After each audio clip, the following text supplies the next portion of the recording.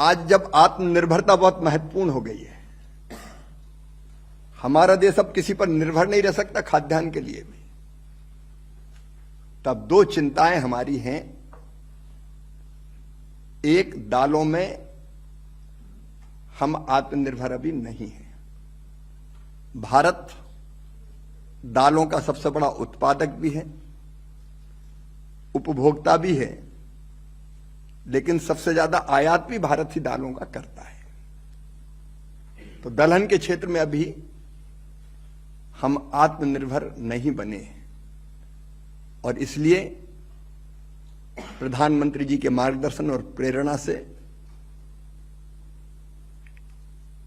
दालों में आत्मनिर्भरता प्राप्त करने के लिए दलहन मिशन कृषि और किसान कल्याण विभाग ने बनाया है। इस दलहन मिशन में हमारा लक्ष्य है 2030-31 तक हम दालों के, एक तो क्षेत्रफल को, जो दालें जितने एरिया में बोई जाती हैं, ओवरऑल हम क्षेत्रफल भी बढ़ाएंगे। अभी जो क्षेत्रफल है वह 275 लाख हेक्टर, इसको बढ़ा के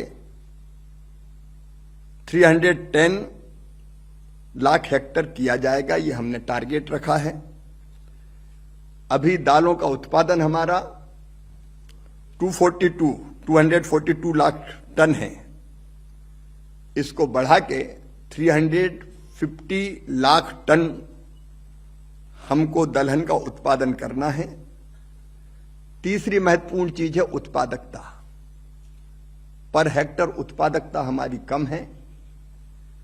अभी है ये 881 किलोग्राम पर हेक्टर। ये एवरेज की बात मैं कर रहा हूं। कई किसान इससे कहीं बहुत ज्यादा उत्पादित करते हैं, लेकिन सब किसान नहीं, मैं एवरेज की बात कर रहा हूं। तो इस एवरेज को भी बढ़ा के हमको 1130 किलोग्राम पर हेक्टर ले जाना है।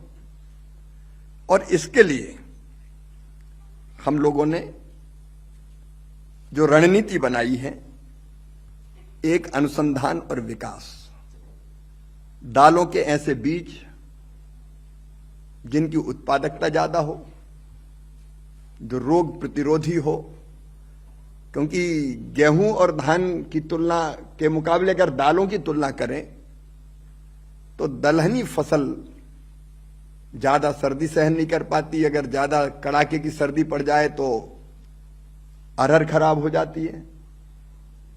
कीटों का प्रकोप ज्यादा होता है, इसलिए उच्च उत्पादकता वाली, कीट प्रतिरोधी और जलवायु अनुकूल किस्मों का विकास और उनको किसानों तक पहुंचाने का काम भी हमको करना पड़ेगा। कई बार किसान भाई बहन परंपरागत बीज बोते हैं, तो सीड को रिप्लेस, अच्छे परंपरागत बीज चले लेकिन वो रिप्लेस भी करना पड़ेगा।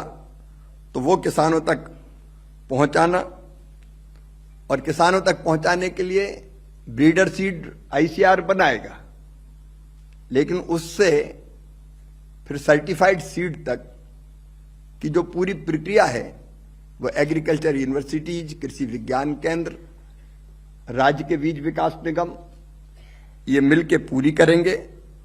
हम किसानों को ऐसे बीज मिनी किट्स के रूप में भी उपलब्ध कराने का काम करेंगे। 126 लाख क्विंटल प्रमाणित बीज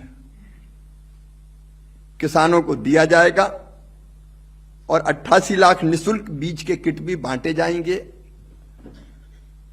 लेकिन इसके साथ साथ हमको प्रोसेसिंग पर भी ध्यान देना पड़ेगा। अगर ठीक दाम देना है तो जो दलहन का एरिया है, अगर वहीं प्रोसेसिंग का काम हो जाए तो किसान को उत्पादन की ठीक दाम भी मिलेंगे और प्रोसेसिंग का काम भी वहीं संपन्न हो जाएगा।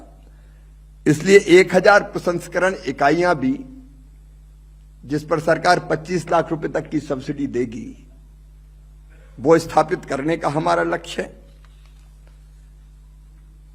और मुझे पूरा विश्वास है कि हमारी पूरी टीम कृषि वैज्ञानिकों की, मैंने कहा था one nation one agriculture one team. तो राज्य सरकार, केंद्र सरकार, केवीकेज, एग्रीकल्चर यूनिवर्सिटीज, प्रगतिशील किसान, हम सब मिलकर काम करेंगे और इस लक्ष्य को हम प्राप्त करने का प्रयास करेंगे।